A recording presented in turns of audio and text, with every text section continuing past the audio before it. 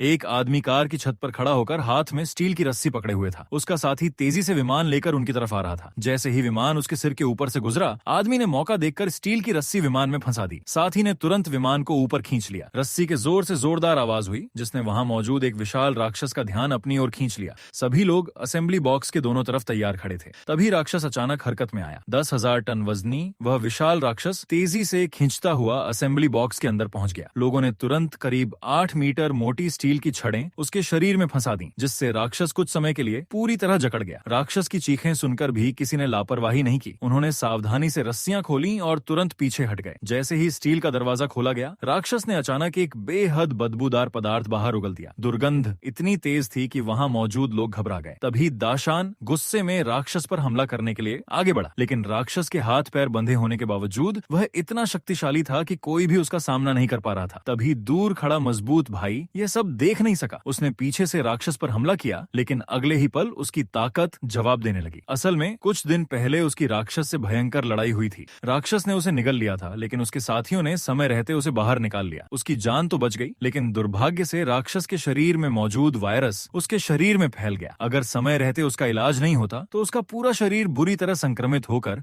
उसकी जान जा सकती थी। उसे बचाने के लिए टीम ने एक खतरनाक योजना बनाई। राक्षस को जिंदा पकड़कर उसके शरीर से जीन निकालना और उससे इलाज की दवा तैयार करना। लेकिन इतने विशाल राक्षस को जिंदा पकड़ना आसान नहीं था। इसी बात को लेकर टीम के लोगों में बहस होने लगी। उन्हें बिल्कुल अंदाजा नहीं था कि राक्षस चुपके से खिड़की तक पहुंच चुका है। अचानक उसने अपना विशाल मुंह खोला और एक महिला को निगल गया। इसके बाद वह तेजी से जमीन के अंदर गायब हो गया। ये देखकर मजबूत भाई ने तुरंत सभी खिड़कियां बंद करने का आदेश दिया, लेकिन इससे राक्षस का हमला नहीं रुका। कुछ ही देर में राक्षस उनके पैरों के नीचे पहुंच गया। सभी लोग डर के मारे बिल्कुल शांत खड़े हो गए, क्योंकि उन्हें पता था कि राक्षस आवाज के सहारे अपने शिकार का पता लगाता है। कुछ समय तक वे बचने में सफल रहे, लेकिन तभी एक साथी डर के कारण बिना सोचे भागने लगा। वह कार तक पहुंच भी नहीं पाया था कि राक्षस ने उसे अपना शिकार बना लिया। अब सभी को समझ आ गया कि यहाँ ज्यादा देर रुकना बेहद खतरनाक है। अचानक राक्षस फिर उनके पैरों के नीचे दिखाई दिया। लोगों ने उस पर लगातार हमला किया, लेकिन उनके किसी भी वार का उस पर असर नहीं हुआ। एक के बाद एक साथी गायब होते गए। तब मजबूत भाई को समझ आ गया कि सीधे मुकाबले में उनके जीतने की कोई संभावना नहीं है। इसलिए उन्होंने राक्षस को पकड़ने के लिए एक जाल बनाने का फैसला किया। सबसे पहले उन्होंने एक मजबूत कंटेनर तैयार किया, फिर शोर पैदा करके राक्षस को अपनी ओर आकर्षित किया, और आखिरकार वही योजना काम कर गई जिसकी शुरुआत में हमने झलक देखी थी। राक्षस को कंटेनर के अंदर फंसाकर उन्होंने उसे पूरी तरह नियंत्रित कर लिया। इसके बाद दाशान ने भयंकर बदबू सहते हुए राक्षस के गले से एक ट्यूब में सीरम निकाला। फिर उसने तुरंत वह सीरम मजबूत भाई के शरीर में इंजेक्ट कर दिया।